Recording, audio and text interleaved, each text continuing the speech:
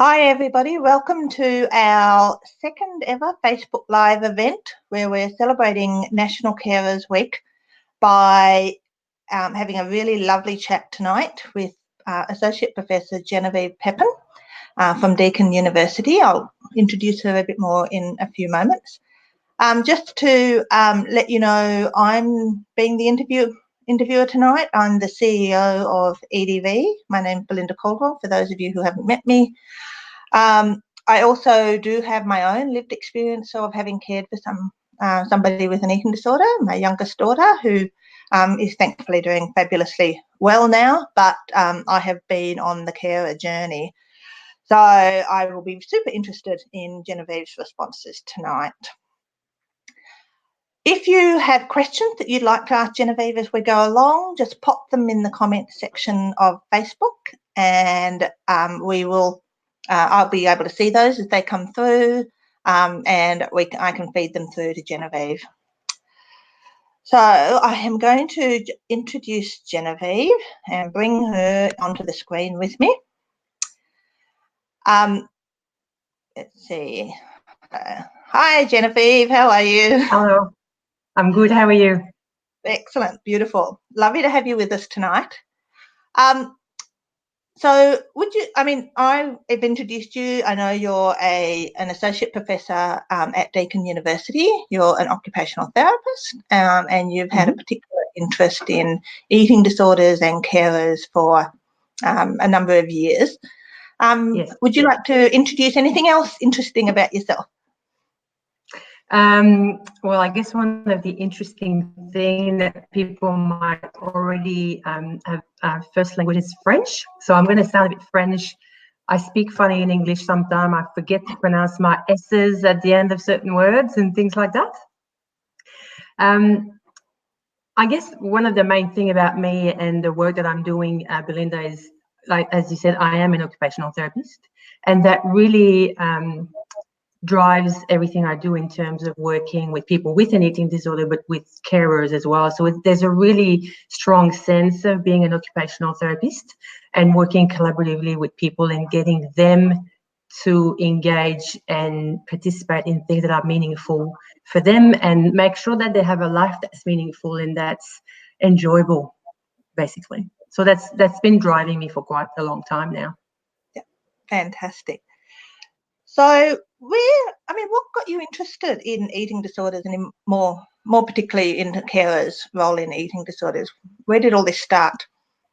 That started very, very long time ago. My interest in eating disorders started when I was quite young and I was taking ballet classes. So I've done ballet for almost 15 years when I was younger. And I remember this one girl who was a little bit older than me, and she had left the ballet school to go to the National Ballet of Canada. And she came back about after 8 or 9 months, completely changed physically. She really looked, now I can say that she looked like someone who had a quite severe anorexia nervosa. And what I remember the most was everything that was not said around her. And the feeling that I had even when I was really young, that something was really wrong. And I was not comfortable to talk about it because everybody around was not really comfortable to talk about it or to her about what was going on. So that sort of stayed at the back of the wall. And then it's only years later when I became an occupational therapist and started working in mental health that I started seeing young women with an eating disorder. So that sort of came back, that questioning and trying to understand what was going on. So that's how I sort of started to work. And I had that interest, but it really became more of a passion in terms of work later on. And then working with carers, when I started working with carers, it was quite early in my career as an occupational therapist. And I started working with carers of people with schizophrenia. And I just loved it, like seeing how, and it was all parents, mums and dads that would attend like a normal or usual support group, and just seeing the changes in themselves as they understood what was going on.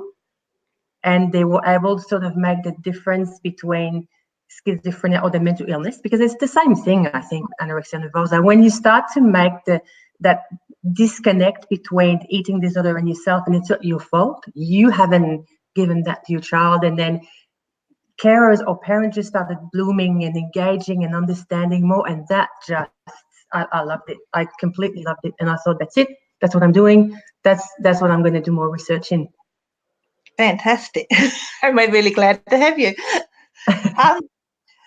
So some of when I first came into contact with you, it was really around your work and the collaborative carer skills workshops. Can you tell us a little bit about that, and then we can keep talking about it? But yeah, what's the background to those workshops?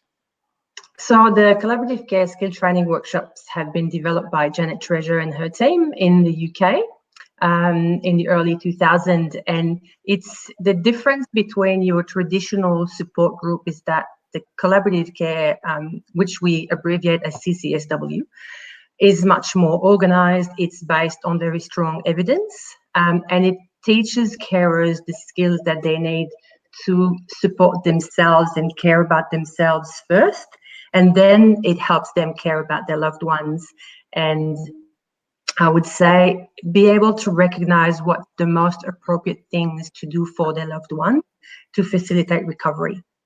I felt that CCSW, because of the structure and because of the strong evidence behind it, led to much more clearer and tangible outcomes and changes in carers than what I had been used to delivering and facilitating in terms of broader support groups for carers.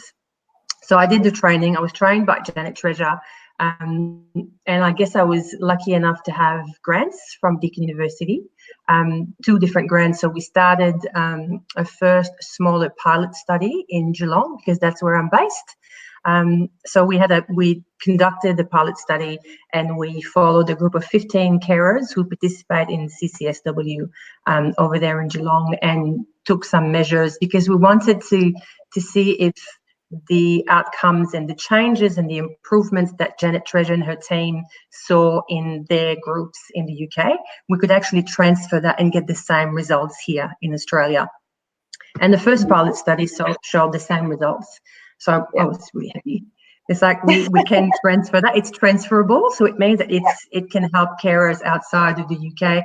And the sort of the questions or the concerns that we had was that because it's been developed by her, it's led by her, it's her team in her world, are there things that we're going to miss in terms of how we should deliver the workshop, the delivery and the type of interventions that we're doing and the activities and how we engage with the carers? So I have to be honest, I was quite pleased with the results to see that we got the same results. We were able to decrease distress, enhance communication skills, like communicate in the right way, or not the right way, I shouldn't say right or wrong, but in the most appropriate way to support their loved ones and caring for themselves as well. And from there, I got more money. Oh, sorry. No, well, eating disorders are really complex. You know, yes, when you first come across it in your loved one, it's like you have to learn a whole new language.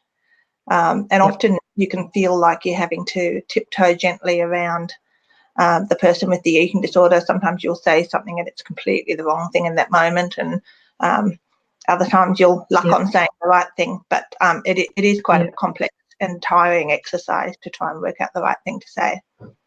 Yeah, and see, this thing about saying the right thing or being concerned that you're going to say the wrong thing. One of the things I really liked about Janet Treasure's work in CCSW is that even if you say what you feel is the wrong thing, you can use that in the relationship that you're building and the collaboration that you want to have with your loved one by just saying, you know what, it came out all wrong. I shouldn't have said that. So let's try together and find a better way to address this. So it's not about blaming, but it's really about constructing skills and enabling carers and enabling their loved ones as well. I think it's just great. And we have really great results. We know that there are some impacts or outcomes related to CCSW, especially around what we call accommodating and enabling behaviours. So when I hate Genevieve, isn't it? We've talked about this. Explain what you mean by it, because, you know, as a carer, the minute I saw that term accommodating and enabling, I felt blamed. I know. If you can explain that term for carers, that would be great. Yes. Yeah, and I think you're right. It feels like that. What is meant by accommodating and enabling is the things that we do when, I feel like saying the things that we do when we just want the person that we love to be better and feel better. Sometimes from a more objective perspective, it's not the most appropriate thing to do necessarily. And that's what is meant by accommodating and enabling. So for example, you've had enough of fighting and arguing around what to eat, when to eat, and finish your plate. So you're going to sort of not give up, but give a little bit and say, oh, that's all right. If you just eat a little bit, that's all right. At least she ate or he ate, and that's great. When in fact, it sort of tells the eating disorder, I just have to do that again. And then mum or dad's going to leave me alone, and I can keep that sort of thinking. So that's what we mean by accommodating and enabling. And I agree with you. I think that the wording could be changed and improved. No, just, when I happen to get on my little hobby horses occasionally. I agree that, all of us as parents, we're all human. And if we have compassion for ourselves, yes, and you're tired, you absolutely do. If it's easier to go out and drive half an hour to buy that particular type of yogurt that you think you're not going to get a battle over, sometimes that feels like the easier option. Okay. Yeah. Yep. Cool. So I guess I wanted to just kind of, so the club, just to touch off that, because then we're going to move on to some other research that you've been involved in. But just so people do know, like within the state of Victoria, it has been slowly becoming more available, hasn't it? There are various people who have been trained up in collaborative care skills workshops.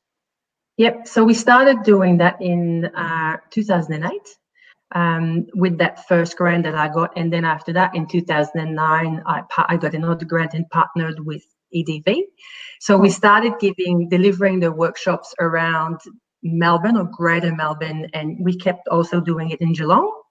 Yep. And I have to say that a colleague from Deakin University, Ross King, was involved back then and still doing workshops in Geelong. So we started collaborating with EDV and delivering workshops across Melbourne and outside of Melbourne as well in different formats in Ballarat and Bendigo and Swan Hill and different places like that. And then I was very lucky to be able to collaborate with SEED, great people at SEED in Victoria, and develop a training module or a training package for clinicians that we did a few times with the collaboration of the staff at SEED, especially Claire Diffie was there as well, but Rachel Knight, who's been quite involved as well. Yep. So we were able to train clinicians and then link that to a study so that it made it possible for us to provide supervision for clinicians who then wanted to implement CCSW in their services. And we were quite happy to see how many services are now using or delivering CCSW and making this part of the eating disorder offer that they have, which I think is great. It's absolutely fantastic. And I was able to do the training in South Australia. There's amazing clinicians in South Australia who are delivering CCSW as well. Same thing with clinicians for the Butterfly Foundation up in Sydney. There's people in Queensland doing that. There was a team in WA doing it in a different format as well to accommodate for the very large territory that they're covering. But I would say, Belinda, that several services in Victoria, both private and public, are now delivering CCSW and across Australia as well. So hopefully if you're a carer and you're watching this, give us a call at EDV and we can probably connect you with a CCSW group that's happening somewhere, hopefully. So some of the other research that you kind of then went on to help supervise, do, etc. There's two sort of key ones. So the first one I want to ask you about was the one that really talked about the internal and external factors affecting carers' ability to care for their person with a loved one. And I was slightly involved with that particular piece of research when it was happening, and it was such a great concept. So can you explain a bit about it and what you found? Yes, definitely. I have to say, though, Belinda, that Kim Mills, who was a fantastic occupational therapy honours student, was very involved in that. Was her honours project that she did with you. So I think you were more than a little bit involved. I think you were very, like, the idea came from you, actually, Belinda. And it was great because this idea of trying to understand internal and external influence carers when they're actively involved in the recovery or the treatment of the recovery of their loved one with an eating disorder, that really resonated quite well and matched a lot of occupational therapy models and approaches that we have. So I thought it was like a match made in heaven to have that, because we were able to use an occupational therapy specific model called the PEOP, which stands for person, environment, occupation, and performance. So we were looking at the internal factors, which are the factors that belong to the person, the external factors, which are related to the environment. And in the head of an occupational therapist, we believe that the environment and the person there's a collaboration, or sometimes there's frictions, but there's some sort of interaction between the environment and the person, and that's going to influence how we perform our different occupations. In the head of an occupational therapist, again, occupation for us is much more than just employment or the job that you have, but it's all the different things that we do in our life that gives meaning to our life. So that was great. From an occupational therapist perspective, I was thrilled. Yeah. And from the perspective of someone who's really passionate about eating disorders, I thought that's cool. Yeah. And so what we did is Kim interviewed several people, carers of people who had care for someone with an eating disorder. And we then matched what they told us in the interviews through the data analysis. We matched that with the internal and external factors. And what was really interesting in terms of the results that we found, and we sort of, I think we sort of expected what we heard, but maybe not as much, with as much strength and intensity. But definitely the main thing that came out for the participants, and they were all mums who had been through FBT, the main thing that came out for them was the stigma that they felt. And we hear a lot around stigma, but it's usually a stigma around weight and body image and all of that. But it was the stigma that they felt. And they felt that people were judging them as a mother. And they felt that other people were saying, well, you're not a good mom. If your child has an eating disorder, it's your fault, and it's because you're not a good mom. Not that people were saying that directly to them, but it's really how they felt, and part of their internal factors. Like, they would take that information on them and start blaming them quite strongly. Yeah. And it's sort of, you sort of expect that, but it really came really strongly across all our participants. They also talked about isolation, and there's a few people who were actually articulating that quite well, saying, well, I don't want to go out, and I don't have time because all I'm doing is FBT. It's family-based therapy non-stop. All I do is figure out how to deal with this awful illness that my child has, and that's sort of affecting everybody around me. So I'm very isolated in my FBT world, eating disorder world. I don't want to see anyone, and frankly, no one wants to see me. And I thought that was actually really sad, that disconnect with everyone. And some participants were saying they felt like that even within their own family, which I thought was also quite I would concur. A lot of the people that I've spoken to, I didn't experience that, but I know lots of families who have really struggled to be able to continue that close connection with family members when they're going through caring for someone with an eating disorder. Yep.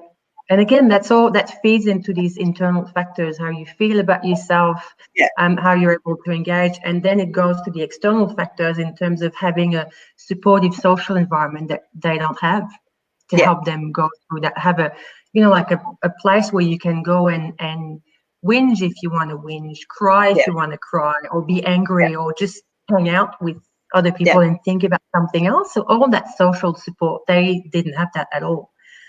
Which we thought was something that's I think quite it's because important to have often, if you want to. I mean, that research was really referring to the role, families who are doing family-based treatment, which Yes, obviously is a very intense role. All carers' roles are very, pretty intense, but I guess that period, that sort of 6 months, 8 months of FBT is very intense. mm, And I think it's interesting because I do think that the worlds collide in the sense that the intensity of what you're needing to do. So you can't, you're needing to be there for each meal and each snack, and you can't get out of the house easily. yep, But at the same time, your community around you really does quite shut down. It's not a casserole illness. There's not people, people doing FBT would really love some support with food and food prepping, but absolutely. there's no meal trains for people with, caring for someone with an eating disorder. So No. it is quite interesting how the two come together to create a bit of a storm. Mm.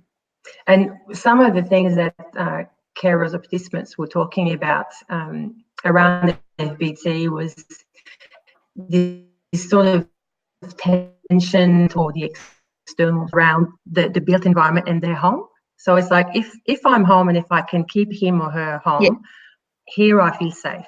It's my home, my house. I know the space. I know where to go if I can't find her. I know the bathroom is that way. Or being comfortable and being safe.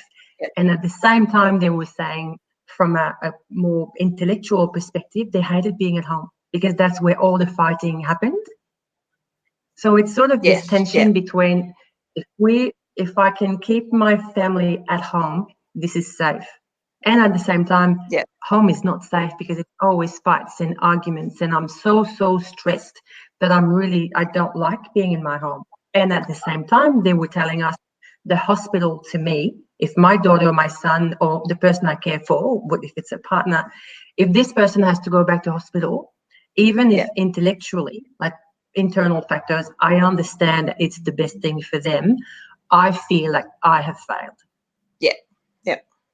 Yeah. So it's really this sort of tension and never being comfortable anywhere, basically. No. No, it's quite a my own experience really was, it was quite a confusing space. It was quite disorientating because you kind of used to your world being a certain way and it's suddenly not that way. And I think the other thing, which I think is really quite interesting, particularly when you're caring for a young person with an eating disorder and being required to play quite an active role, is this notion that that's not normal for that age person. So again, that increases the isolation again because you're having to do something really different with your kid and nobody else is doing that with their kids and at all. So you kind of lose all that kind of shared, we're going through adolescence together with our community.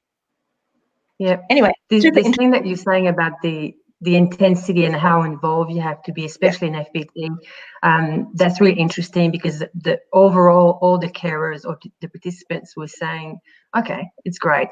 We have to do that and it's expected of us to take on that role of a clinician. And our participants were saying, I'm a mum. I am a mum and this is my daughter. And in our sample, because it was mums and daughters and a few boys as well, but I'm the parent here. And you're expecting me to put that aside and have this very firm clinical approach where you can have a bit of a distance when you're a clinician because you're not emotionally connected and involved so much. And all the participants were saying, no one had prepared us or talked to us about the emotional toll that FBT takes. It's all like this very manualized type of intervention. You do this, you do that, you don't do this, you don't do that, which is great because you need to have that level of description. But no one had prepared the carers for the emotional toll that had. And that's the main thing that all the participants told us. If there's one outcome of this study, make sure that somebody somewhere understands that we need to be prepared emotionally. And it's almost like there needs to be something on the side for the carers so they can say, I can't cope anymore, so I need help. I need help for myself. So then I can go back to my role of a clinician delivering FBT at home. And I think too, an area I've become more interested in, so I'll come back with more ideas for you, Genevieve, Great. is the idea of compassion Yes. and compassion for the person you're caring for, but that strong need for you to provide yourself with some self-compassion, which I think is different to self-care. I was quite resistant to the notion of, you know, taking time out for myself to care for myself. But I think the notion of self-compassion and, you know, it being okay to make a mistake, you know, there's a sense that we're being asked to play a role which is very like a clinician role, as you say. Yep. But we weren't trained for it, you know. You know, to various, you know, maybe professional lives have some positive things to bring to the table and other professional lives don't, you know. So we're not trained in it, and so therefore it is quite a, you know, you're going to make mistakes. And I think you can hang in for the long haul if you can be compassionate. I agree completely. Completely. And I think, Belinda, even if you were the best FBT trained person in the world, if it's your child, it all goes down out the window. And you're doing it 24/7. You have that connection. Yeah.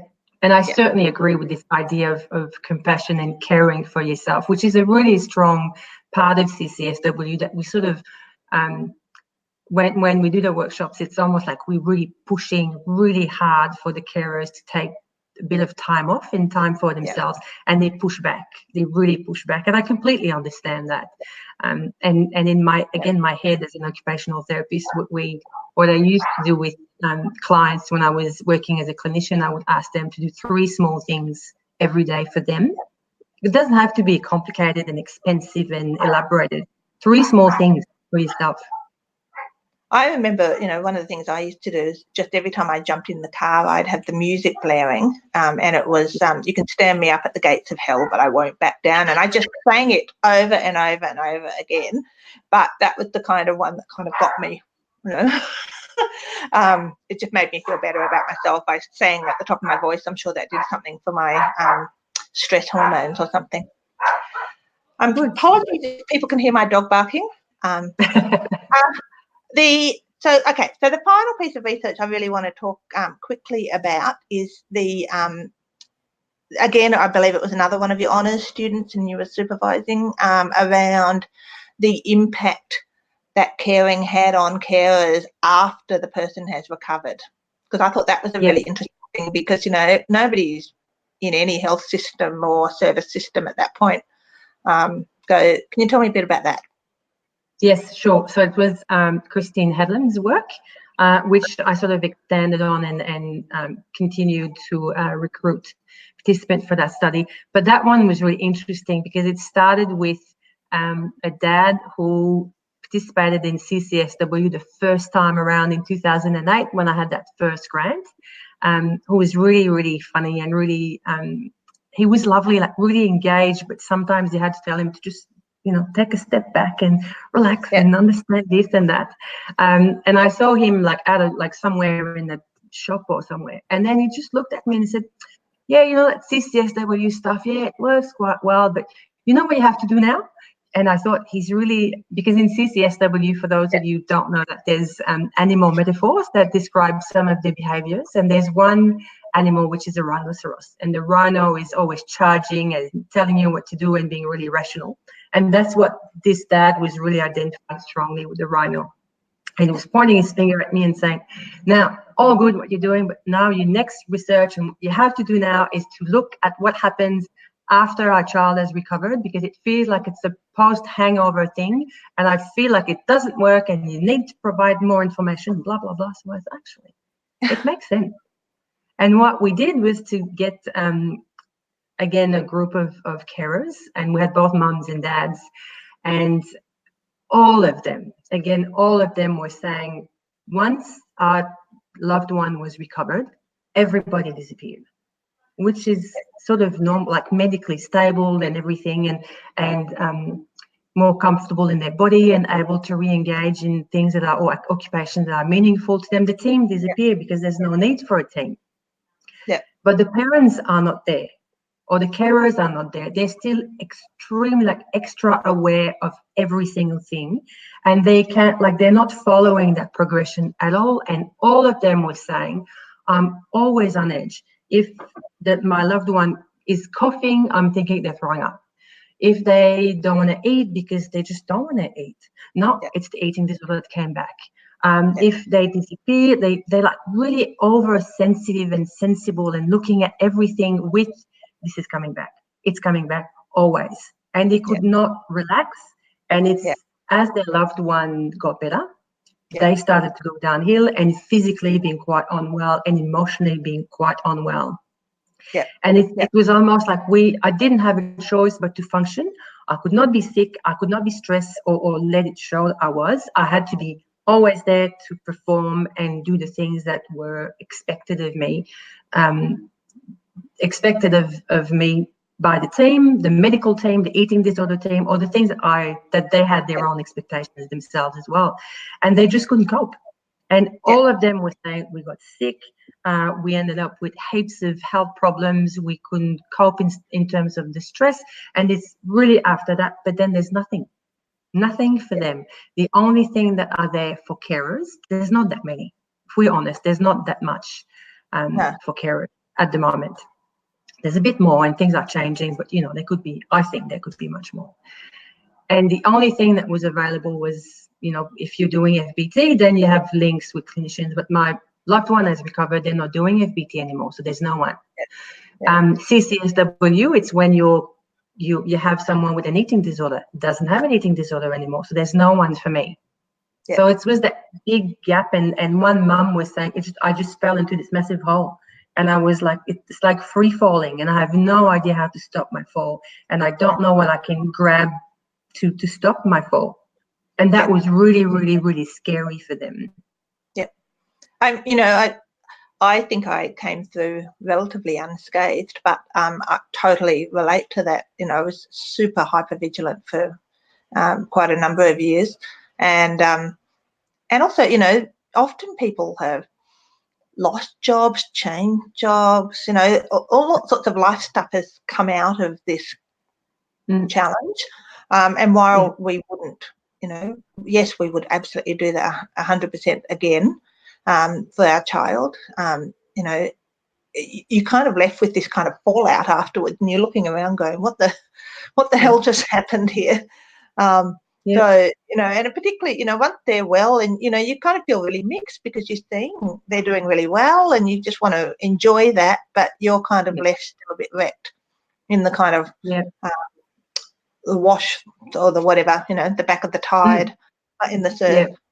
So, I think that's really, it's really nice to have these sorts of things that as carers we may have talked about in informal settings between each other, noticed in different people, even to some extremes, and I'm sure the research doesn't bear that out, but we've had parents who have developed things like cancer and a range of quite serious illnesses, and it feels like at a higher rate. Obviously no research to back that up, but it wouldn't surprise me if that research ever did come out. And look, across the board, like all the different studies that I've done since 2008, to me, what's the common thread is trauma. That's it feels to me like all the carers are in a state of post-traumatic stress. But I think more and more, I shouldn't say that, I think more and more there is an acknowledgement, but I think we're far behind. There's a lot more work that needs to be done across the board, all the different studies that I've done, whether it's CCSW or carers, whatever it is. There's always this underlying feeling of trauma and always being afraid that it's going to come back, always. So finally, I guess my final question is to kind of, out of all of this, I mean, you probably almost just addressed it then, knowing all of this, how does this help us carers? How does this make us better carers? How does this, what if someone's watching this tonight, what can we take away from all this as carers?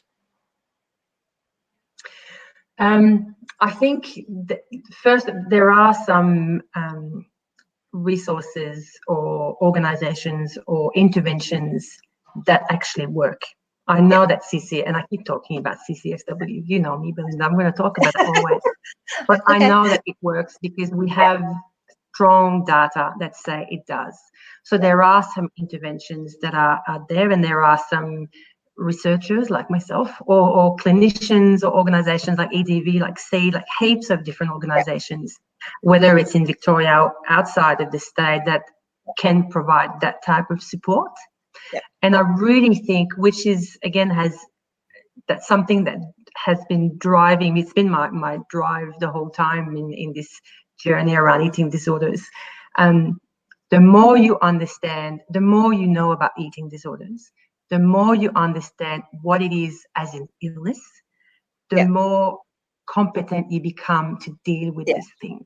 And I think it's really about, and it's much easier said than done, but I really think it's also about understanding that it's not your fault.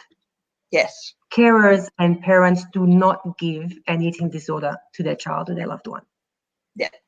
It's a really important thing to remind people of. Absolutely. And I think it does feed into, you know, if you're adding guilt and shame and blame onto an already difficult journey, you are adding layers of trauma to the process. So I guess to kind of finish off, thank you so much, Genevieve, for your time tonight. It's been fabulous having you. And I'm sure it's going to be a much-watched video. And also just to say to carers, if any of you are out there, you know, really do what Genevieve says, find out everything you can, learn everything you can, but also more importantly than that, just show yourself compassion and kindness on this journey, that this is genuine. If nothing else, be validated that your feelings of feeling traumatized by this are absolutely valid and are backed up by the research.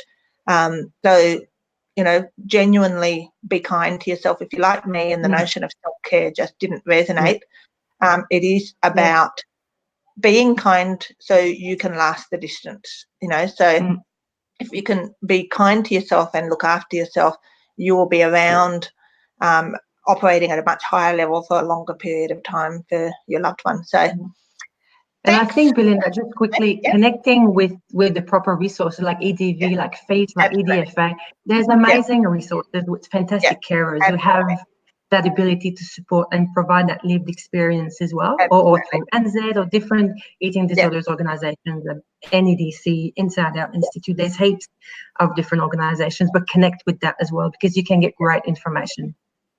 And I'm hoping tonight, you know, we're going to have a few Facebook Live events coming over the next month, that some of which will be featuring other academics and researchers. And I've found a really healing part of my own journey is to connect and learn and work with people who are so passionate about eating disorders in our field and are really trying to improve the lot of all of us on this journey. And it's, you know, so it's such a fantastic thing as a carer to actually come into contact with people who are working really hard to help us all out. So thank you for all your work. And my pleasure. We shall be able to sign off, if I can work out how to turn this program off. Okay, bye everybody. See ya.